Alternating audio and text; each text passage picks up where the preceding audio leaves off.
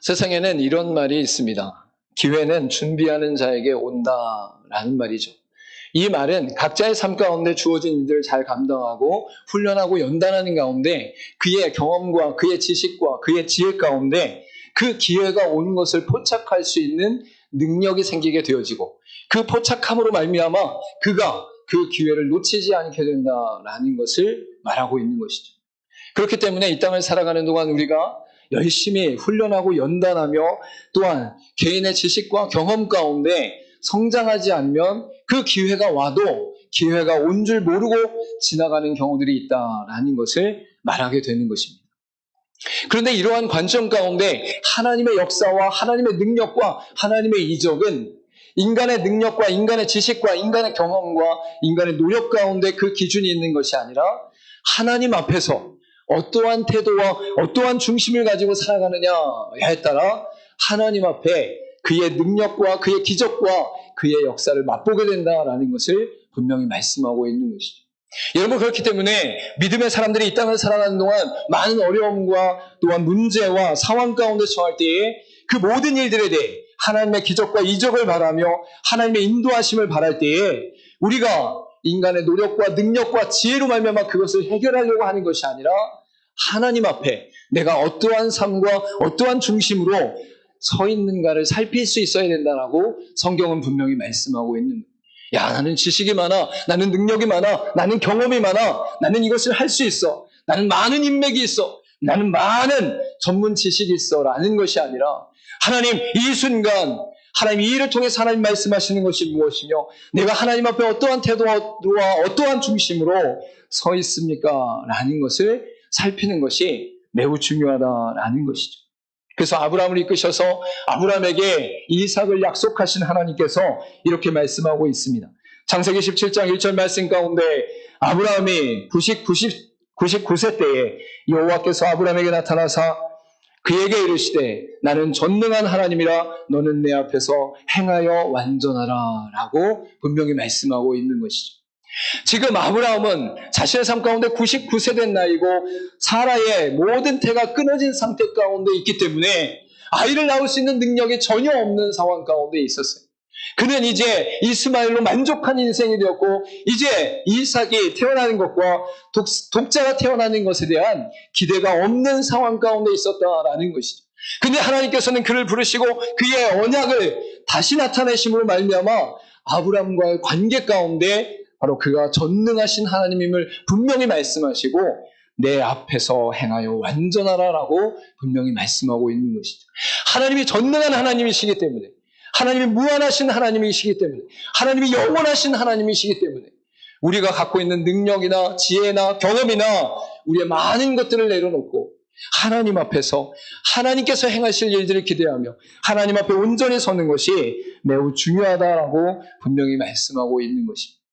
여러분, 이러한 마음의 중심과 신앙의 태도가 오늘 본문의 말씀 가운데 나타난 엘리야의 사건을 통해 더욱 분명하고 명확하게 나타나는 것을 우리가 분명히 알 수 있어요.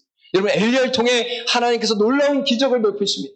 3년 반 동안 가뭄 가운데 기근 가운데 있었던 이 이스라엘 땅 가운데 큰 비가 내려요. 앞이 보이지 않을 정도의 비가 내리며 마차가 잘 달리지 못할 것 같은 놀라운 비가 내려요. 하나님의 이 놀라운 기적이 일어날 때에 바로 엘리야가 그의 목소리를 통하여 올라가 바다 쪽을 바라보라 라고 사환에게 명령하는 일이 오늘 본문의 말씀 가운데 나타나고 있는 것이죠. 여러분, 이러한 일이 나타날 때에 그들 가운데는 바로 엘리야를 향해 핑계하는 아합왕이 있었음을 발견하게 됩니다. 아합왕은 자신이 하나님을 온전히 섬기지 않음으로 말미암아 이러한 기근이 왔다, 말씀의 기근이 왔다, 영적 기근이 왔다라는 것을 발견하지 못하고 바로 이 모든 것에 대해 엘리야를 핑계대며 엘리야로 말미암아 이 기근이 임했다라고 말하게 되는 것이죠. 그런데 엘리야는 하나님 앞에서 기도하며 엎드리는 가운데 하나님의 말씀이 바로 아합이 타락함으로 말미암아 배교함으로 말미암아 하나님 앞에서 기근을 맞이하게 되었다라고 분명히 말씀하고 있어요. 본장의 18절과 19절 말씀을 우리 같이 한번 읽어보도록 하겠습니다. 시작. 그가 대답하되 내가 이스라엘을 괴롭게 한 것이 아니라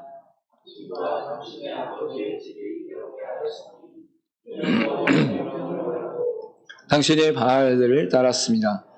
그런즉 사람을 보내 온 이스라엘과 이세벨의 상에서 먹는 바알의 선지자 450명과 아세라의 선지자 400명을 갈멜산으로 모아 내게로 나오게 하소서. 하나님의 놀라운 기적과 이적이 일어나는 가운데 그 이전에 바로 이러한 기근과 가뭄에 대해서 아합 왕이 하나님 앞에 타락하며 배교함으로 말미암아, 또한 우상을 섬기고 여호와의 명령을 따르지 않음으로 말미암아 그들 가운데 기근이 일어났다라고 분명히 선포하고 있습니다. 또한 그 가운데 바로 바알 선지자들과 아세라 선지자들이 모두 불러 모으게 해서 850대 1에 하나님 앞에서의 대결이 그들 가운데 나타나고 있는 것을 알 수 있는 것이죠. 여러분, 하나님의 기적과 이적이 일어날 때에 하나님 앞에서 온전히 행하는 엘리야가 그의 모든 역사 속에서 하나님께서 이루시는 놀라운 일들로 인하여 기뻐함과 동시에 이 모든 일들 가운데 하나님의 심판과 하나님의 역사가 있음을 분명히 말씀하고 있는 것을 볼 수 있는 것이죠. 이후에 바알 선지자들이 자신의 신 앞에서 구하며 상하게 되어지며 제사하며 엎드리며 부르짖고 간구할 때에 바알 신은 전혀 응답하지 않게 되었어요. 전혀 응하지 않고 반응하지 않게 되어지고 변화되지 않게 되는 것을 볼 수 있죠.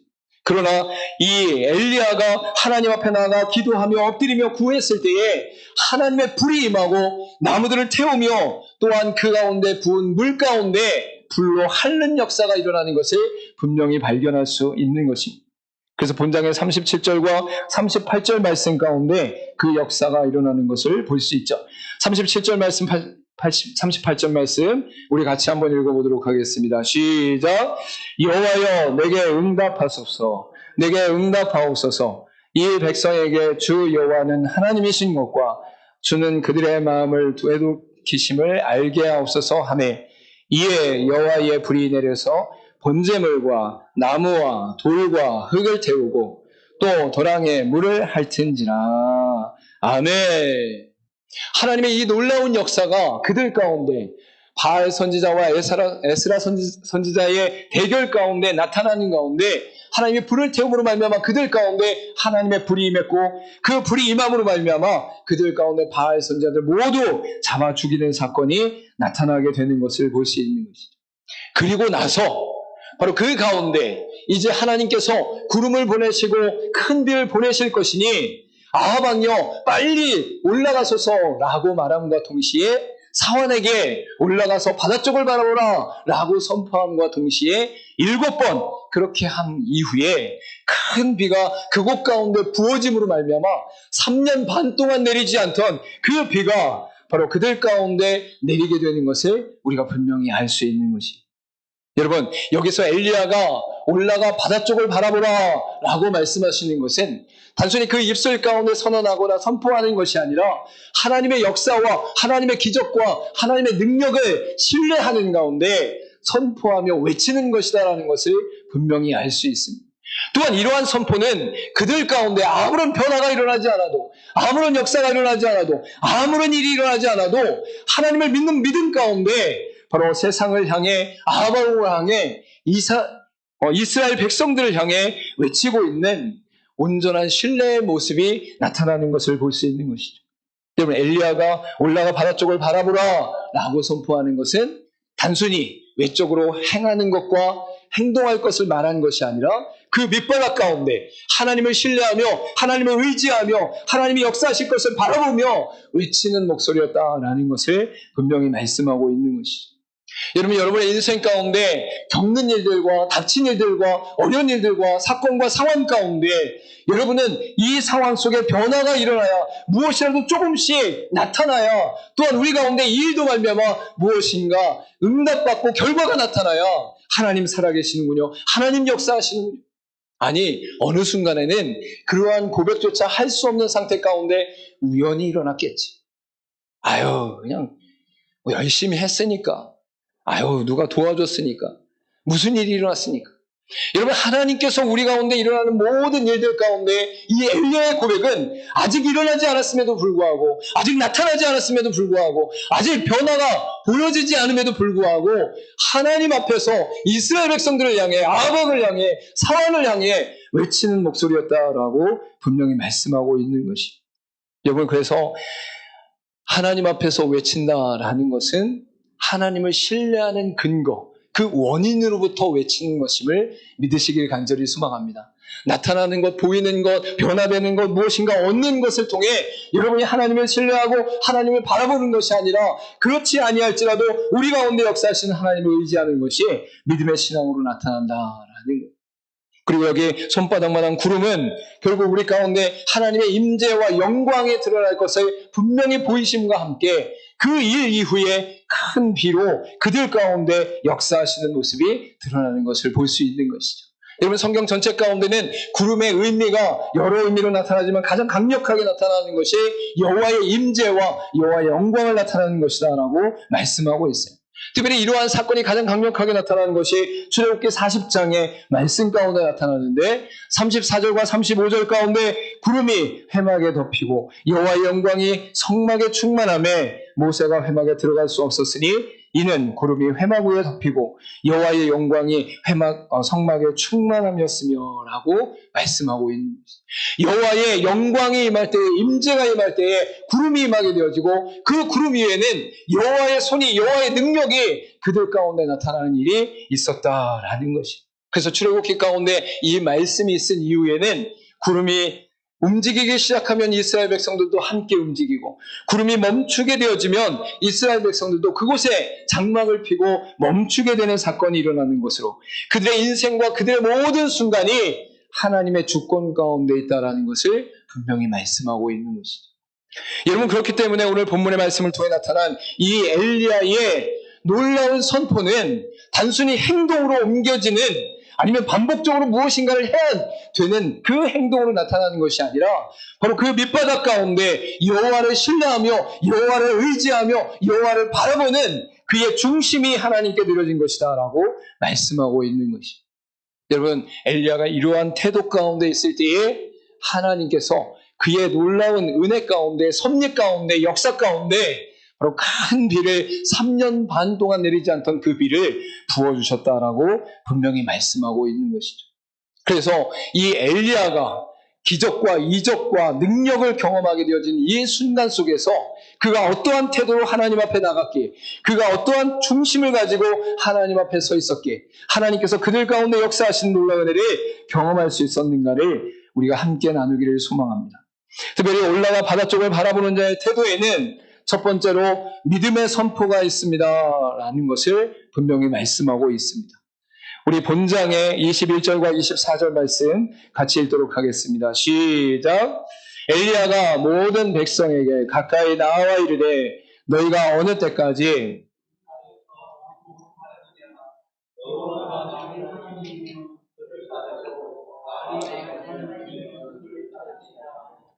백성이 말 한마디도 대답하지 아니하는지라 너희는 너희 신의 이름을 부르라 나는 여호와의 이름을 부르리니 이에 불러 응답하는 신 그가 하나님이시니라. 백성이 다 대답하되 그 말이 옳도다 하니라. 아멘. 첫 번째로 나타난 이 엘리야의 태도 가운데 중심이 무엇이냐? 믿음의 선포가 있었다라고 분명히 말씀하고 있어요. 엘리야가 선포하고 이스라엘 백성들에게 외칠 때에 가장 강력하게 나타나는 것이 무엇입니까? 어느 때까지 둘 사이에 머뭇머뭇하려느냐라는, 어느 때까지, 언제까지 그렇게 머뭇머뭇거리며 지체하고 있을 것이냐라고 말하는 거예요. 여러분, 이스라엘 백성들은 지금 엘리야 앞에서 하나님을 따를 것이냐, 아니면 바알 선지자 450명과 에스라 선지자 400명과 야하바 앞에서 그의 신앙을 드러낼 것이냐 고민하고 있는 것이죠. 마음 가운데 하나님이 있다 할지라도, 여호와가 있다 할지라도 외적으로 드러난 수많은 사람들과 왕의 권세 앞에서 섣불리 그의 마음을 드러내며 여호와를 선택하겠습니다 하는 자들이 없었다라는 것입니다. 그 말미암아 그들 가운데 머뭇머뭇하게 되어지고, 이 가운데 엘리야는 나는 여호와의 이름을 부를 것이니 너희는 너희의 신을 불러라 라고 말하고 있는 것이죠. 여러분, 우리가 이 땅을 살아가면서 하나님 앞에서 하나님을 믿는 믿음을 어느 때든지 선포할 수 있는 은혜의 권세가 있기를 간절히 소망합니다. 어떤 사람 앞에서는, 어떤 예배의 시간에는, 어떤 믿음의 교제 가운데는 내가 하나님을 믿습니다, 하나님을 의지합니다, 하나님을 바라봅니다 라고 얘기하는데, 믿지 않는 자들 앞에서는, 누군가 나를 공격하며 교회 다니는 것을 말하는 자들 앞에서는, 또한 세상의 수많은 곳곳 가운데에는 나의 삶을 살기가 바쁘고 하나님을 드러내기는 어려운 삶이 우리의 인생 가운데 있는 것을 볼 수 있는 것이죠. 여러분, 기도의 삶을 살아갈 때 하나님 앞에 나와 예배할 때는 기도하는데 일상의 삶 가운데 직장과 사업장에서는 기도하지 아니하고, 우리가 믿음의 교제 가운데는 식사 시간에 기도하며 식사를 하는데 믿지 않는 자들 앞에서는 식사하는데 기도하지 않고 식사하는 것. 물론 무조건 기도해야 된다는 뜻은 아닙니다. 그 중심 앞에 속으로 기도하셔야 돼요. 믿음의 그 능력 안에서, 또한 그 위치 안에서 하나님 앞에서 할 수 있는 대로 하면 되는 거예요. 그런데 그 중심을 하나님께 드리고 있느냐라는. 여러분, 우리의 인생 가운데 하나님 앞에 살아가는 매 순간순간 속에서 세상 속을 살아갈 때에 우리도 머뭇거리고 있지 않은가라는 것을 살필 수 있어야 된다라는 거예요. 하나님 앞에서 살아가는 우리의 인생 가운데 누구 앞에서는 하나님을 외치고 하나님을 고백하는데 누구 앞에서는 하나님을 고백하지 못하고 머뭇거리며 떨고 있는 인생이 우리 가운데 드러난다면 하나님께서 기뻐하지 않으신다는 것을 말씀하고 있는 것이죠. 여러분, 특별히 다니엘서 보면 느부갓네살 왕 앞에서 사드락과 메삭과 아벳느고가 결박된 가운데, 풀무불 가운데 가장 극렬하게 타는 그 불 앞에서 이 왕 앞에 선포하는 다니엘의 세 친구의 고백이 우리 안에 큰 도전으로 다가오는 것을 볼 수 있습니다. 다니엘서 3장 17절과 18절 말씀 가운데, 왕이여, 우리가 섬기는 하나님이 계시다면 우리를 맹렬히 타는 풀무불 가운데서 능히 건져내시겠고 왕의 손에서도 건져내시리이다. 그렇게 하지 아니할지라도 왕이여, 우리가 왕의 신들을 섬기지도 아니하고 왕이 세우신 금신상에게 절하지도 아니할 줄을 아옵소서라고 말씀하고 있습니다. 그들이 불 앞에서, 극렬히 타는 풀무불 앞에서, 몇 천도가 되어지는 그 불 앞에서 자신의 입술로 고백하는 것이 무엇입니까? 나의 하나님께서 구원하실 것입니다. 나의 하나님께서 건져내실 것입니다. 여기까지 우리가 믿음을 선포했다라고 고백한다 할지라도 그 뒤가 더 놀라운 거예요. 그 뒤가. 그렇게 하지 아니하실지라도. 만약에 하나님께서 내가 풀무불에 들어가 타 죽는 그 상황에서 건져내지 아니하실지라도, 구원하지 아니하실지라도 내가 왕이 섬기는 신 앞에 절하지 않겠습니다.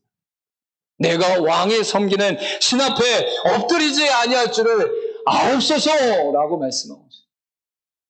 내가 어떤 상태가 와도, 어떤 상황이 와도 하나님 섬기는 것을 놓지 아니하고 내가 우상을 섬기거나 우상 앞에 절하는 일을 행하지 않겠습니다라고 고백하고 있는 것이죠. 물론 우리는 교회 나가서 저희 불상 앞에 절하지 않았습니다. 이슬람 사원에 가서 절하지 않았습니다. 점 보러 가지 않았습니다. 이렇게 얘기할 수 있어요. 여러분, 그런데 우리의 삶 가운데 어떤 결정의 순간, 결단의 순간 가운데 하나님을 선택하기보다 나의 가족과 건강과 재물을 선택할 때가 있다는 거예요. 순간순간마다 내가 하나님 앞에 기도하며 엎드리며 하나님의 뜻을 구하기보다 이것이 나의 유익이 돼. 이것이 나에게 필요해. 이것이 나에게 소중해. 하나님 앞에 기도하며 하나님의 뜻을 구하고 하나님 앞에서 믿음으로 선포하고 나가기보다 그 상황과 처지와 관계 가운데 내가 순간순간마다 중요하게 여기는 것들을 붙잡고 하나님께 구하지 못하는 인생으로 나가게 된다라는 것이죠. 여러분, 엘리야가 하나님의 사람으로서 일상의 삶 가운데 무엇을 나타냈다고요? 믿음을 선포하는 삶을 살았어요. 어떠한 상황 가운데도 하나님을 선포하는 삶을 살았다라고 분명히 말씀하고 있는 것이죠. 여러분, 저와 여러분의 인생 가운데도 하나님을 믿음으로 선포하는 가운데 하나님의 능력과 기적과 이적을 발견하고 목도하며 체험하며 하나님의 은혜 가운데 승리하는 저와 여러분 되기를 소망합니다. 두 번째로, 하나님의 능력과 역사와 이적을 볼 수 있는 이 믿음의 태도, 엘리야의 태도 가운데 예배의 회복이 있습니다라고 분명히 말씀하고 있습니다. 본장의 30절과 31절 말씀 같이 읽겠습니다. 시작. 엘리야가 모든 백성을 향하여 이르되 내게로 가까이 오라. 백성이 다 그에게 가까이 가매 그가 무너진 여호와의 제단을 수축하되 야곱의 아들들의 지파의 수요를 따라 엘리야가 돌 12개를 취하니 이 야곱은 옛적에 여호와의 말씀이 임하여 이르시기를 내 이름을 이스라엘이라 하리라 하신 자더라. 아멘. 지금 엘리야는 우상을 섬기는 자들과 대적하는 가운데 그가 하나님 앞에서 가장 먼저 행한 것이 무엇이냐? 바로 여호와의 제단을 수축하는 일을 행했다라고 말씀하고 있어요. 바로 하나님 앞에 여호와의 제단을 수축하는 것은 예배를 회복하며 제사를 회복하는 것이고 12돌을 취해서 그 가운데 세운 것은 하나님께서 아브라함과 이삭과 야곱을 통해서 약속하시고 언약하시고 말씀하신 것 앞에 그 기초를 세운다라고 말씀하고 있는 것을 볼 수 있는 것이죠. 여러분, 우리가 예배를 드릴 때 가장 먼저 가장 중요하게 드러나는 것이 무엇입니까? 바로 하나님의 말씀입니다. 하나님의 말씀이 여러분의 생명 가운데 새겨지지 아니하면, 세워지지 아니하면, 여러분의 일상 가운데 그것이 드러나지 아니하면 예배의 회복이 없고, 그 예배의 회복이 없음으로 말미암아 우리 가운데 생명이 없다라는 것을 말씀하고 있는 것입니다. 여러분, 이 땅을 살아가는 매 순간마다 예배의 회복이 저와 여러분의 인생 가운데 일어나기를 간절히 소망합니다. 또한 읽지 않았지만 그 뒷가운데는 4통씩 3번 물을 부었다라고 말씀하고 있어요. 즉 12번에 12통에 그 물을 부음으로 말미암아 그 가운데 물이 가득하도록 했다라고 말씀하고 있는 것이죠. 여러분, 12돌과 12물을 통해서, 12통을 통해서 하나님께서 우리 가운데 12지파와 12제자를 통해서 결국 요한계시록 가운데 나타나는 24장로 가운데 하나님 앞에 영원한 제사를 드리는, 완전한 예배를 드리는 그 모습이 나타나는 것을 또한 볼 수 있는 것이죠. 여러분, 신앙인들에게, 믿음의 사람들에게 예배는 생명입니다. 할렐루야. 예배를 하나님 앞에서 그 중심을 드림으로 말미암아 하나님을 향한 믿음과 하나님을 향한 간구와 또한 가장 중요한 하나님의 말씀 앞에 서는 일이 우리의 인생 가운데 드러날 때에 하나님께서 우리 가운데 역사하시는 일을 누릴 수 있다라고 분명히 말씀하고 있어요. 그 크기가 작든 크든 하나님께서 우리와 함께 하심으로 말미암아 하나님의 능력과 기적과 역사가 드러날 때에 우리가 하나님 앞에 더욱더 하나님께 영광 돌리는 은혜의 역사를 살아갈 수 있음을 말씀하고 있는 것이죠.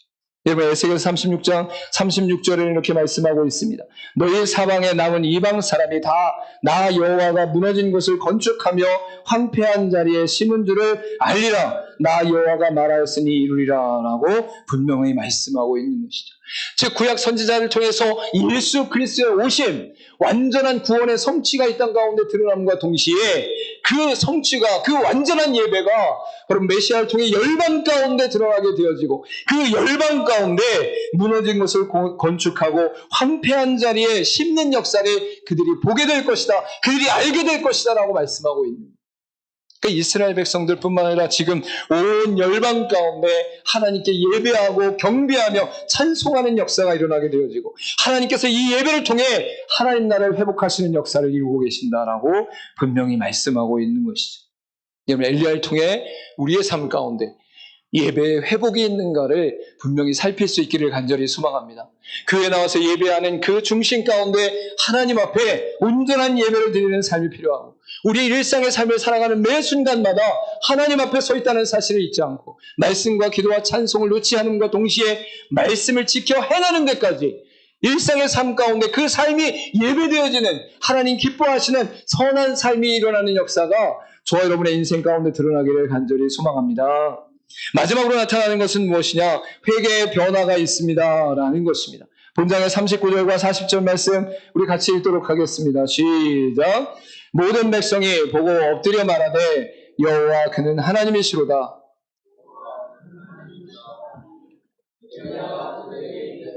바알의 선지자를 잡되 그들 중 하나도 도망하지 못하게 하라 하매 곧 잡은지라.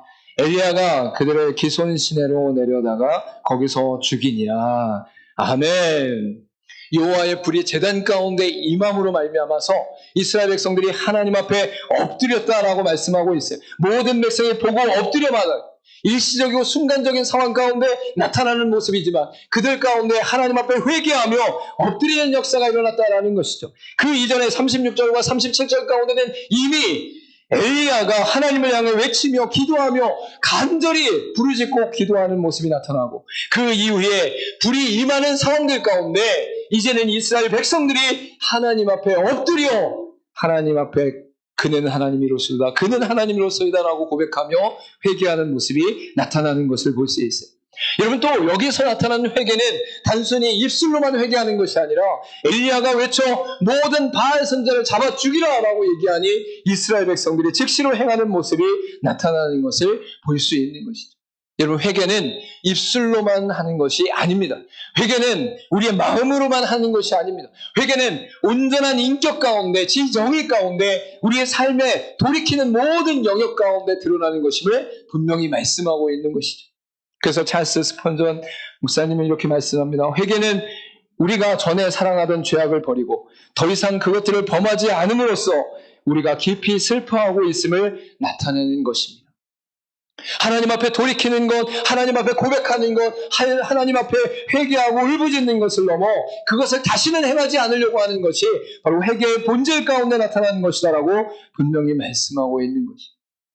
그래서 예수님이 삭개오를 만난 이후에 삭개오의 집에 갔을 때에 바로 삭개오가 이러한 고백을 드리는 것을 볼 수 있죠. 누가복음 19장 8절부터 10절 가운데 삭개오가 서서 주께 여짜오되 주여 보시옵소서 내 소유의 절반을 가난한 자들에게 주겠사오며 만일 누구의 것을 속여 빼앗은 일이 있으면 내 갑절이나 갚겠나이다. 예수께서 이르시되 오늘 구원이 이 집에 이르렀으니 이 사람도 아브라함의 자손이미로다. 인자가 온 것은 잃어버린 자를 찾아 구원하려 함이니라 라고 말씀하고 있습니다. 여러분, 세리였던 삭개오가 자신이 취했던 것들 중에 자신의 소유의 절반을 가난한 자들에게 주며 누구를 속인 것이 있다면 갑절이나 내 갑절이나 갚겠습니다라고 고백하는 것은 그가 예수님을 만남으로 말미암아 그의 인생이 변화되어지고 그의 삶이 변화되어지고 그의 중심이 변화되어지면서 그것이 행동으로 드러났다는 것을 분명히 말씀하고 있는 것이죠. 여러분, 엘리야가 하나님 앞에서 올라가 바다 쪽을 바라보라 라고 외칠 수 있었던 이유, 하나님의 역사와 하나님의 기적과 하나님의 능력을 신뢰하며 나아갈 수 있었던 이유는 일상의 삶 가운데 그의 태도와 그의 중심이 온전하게 드려졌기 때문이다라고 말할 수 있어요. 또한 하나님의 은혜 가운데 그가 그러한 사역을 감당했음을 발견할 수 있는 것이죠. 여러분, 그가 믿음의 선포가 또한 예배의 회복이 회개의 변화가 있었기 때문에 그의 삶을 통해 놀라운 은혜의 역사가 일어난 줄 믿고 우리도 이 땅을 살아가는 동안 기적만 바라지 말고 어떤 일이 해결되기만 바라지 말고 또한 이 문제가 빨리 어떻게 됐으면 좋겠다라고만 생각하지 말고 우리의 중심과 우리의 태도가 하나님 앞에서 믿음의 선포가 있는가, 예배의 회복이 있는가, 회개의 변화가 있는가를 살피며 더욱더 하나님 앞에 온전히 서는 저와 여러분의 인생 되기를 간절히 소망합니다. 소망합니다. 우리 같이 고백하겠습니다. 첫 번째, 시작. 믿음의 선포가 있습니다. 두 번째, 예배의 회복이 있습니다. 세 번째, 회개의 변화가 있습니다. 아멘. 저 여러분이 하나님을 날마다 신뢰하며 그에게 부르짖고 간구하는 가운데 하나님 앞에서 우리의 태도와 중심이 믿음의 선포와 예배의 회복과 회개의 변화가 일어나는 놀라운 삶이 되기를 간절히 소망합니다. 기도하도록 하겠습니다.